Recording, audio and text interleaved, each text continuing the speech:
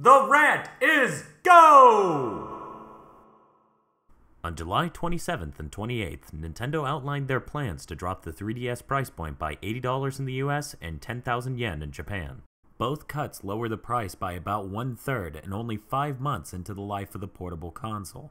This is a wholly unprecedented move in the video game industry, and though this price drop may be good for sales, which have been remarkably sluggish due to the high price point, Nintendo may have ultimately shot themselves in the foot here.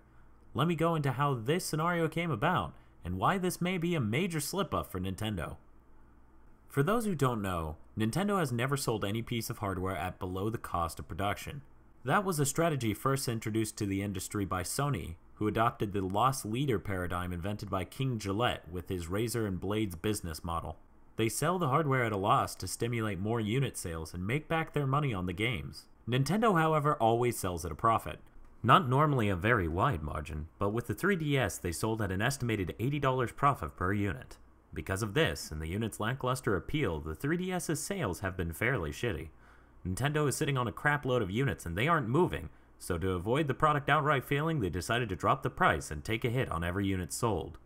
Sounds like good news to you, right? Well, it's not if you already bought the 3DS. Now, one might argue that if you already purchased a 3DS, then that transaction was in itself equitable, and any changes in price or product since have no bearing on whether it was worth it to pay $250 for the 3DS at the time, and anyone complaining now is a sore loser in the game of capitalism. But consider this. When you buy a console at launch, you know it will eventually drop in price, so why not wait to buy it and save yourself a few bucks? The answer is time. You know if you waited, you could have saved X amount of dollars, but you also know you wouldn't get to play with it for that amount of time you waited. In this equation, time must be added into the value proposition as either a known quantity or a semi-known quantity. Now, since we're talking about the video game industry, we can safely say that a predictable interlude of sustainable launch pricing is going to be somewhere around 1.5 to 2 years until a price cut. This is, of course, subject to variance, but it's been fairly reliable so far. How long did the 3DS take to drop its price? 5 months. A 32% price drop in 5 months. People who bought the 3DS have just lost a good portion of the perceived value they paid for. Some say this is the cost of being an early adopter, but that's just crap. No other system in the history of games has dropped its price this much within 5 months without bombing off of the market entirely. The compensation Nintendo is giving to these early adopters, the so-called 3DS Ambassador program, is a little insulting as well if you ask me. Charging someone $80 more than you know you should have and then giving them old games to say you're sorry is bullshit. Clearly, if I bought the 3DS at launch, I'm not necessarily excited about old video games. If I was, then I'd be buying older cartridges off of eBay or emulating them on a GP2X Canoe. Nintendo is really shooting themselves in the foot by insulting early adopters. They've left people with the impression that buying a Nintendo platform at launch is not a safe move, and that's not a good market to lose when you're heading into another major hardware launch in the next 18 months.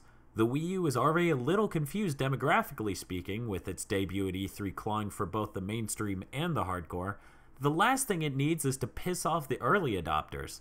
This move by Nintendo could seriously inhibit the traction that the Wii U has at launch, which isn't good for a platform whose major appeal to, quote, core gamers, end quote, is that it plays the same games as the other two platforms. Hopefully Nintendo will price the Wii U low enough that no one will remotely suspect another price drop problem. The price point where that would happen is likely around $300. Personally, I suspect they'll price it at $350 given their track record, but $400 is certainly also possible. If they learned anything from the 3DS though, they wouldn't touch that price point with a yardstick.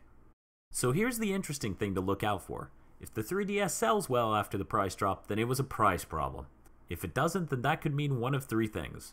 1. The portable market is dead.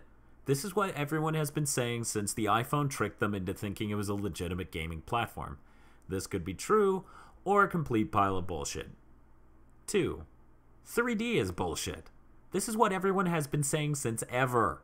It's probably true, and honestly, the 3DS screen looks like shit with the 3D turned on. The parallax barrier reflects light from the brighter pixels onto the darker ones, which give it a sort of double image problem that most people don't notice, but I do. I noticed, Nintendo. Okay, now I'm just ranting. Oh wait, that's the point here. 3. The 3DS is bullshit. When you make a portable whose games all look worse than iPhone games and that's all it does for $250, $170, you have to wonder why the fuck anyone would want to buy it. That combined with 3D not working for most people, giving those that it works for headaches and causing the image issues, there are a whole host of reasons why the 3DS could just be bullshit that people don't want to buy. Finding out which of these three things caused the problem is really important to Nintendo and even more important to Sony. With the Vita launch coming up soon, they don't want to end up in a similar pitfall.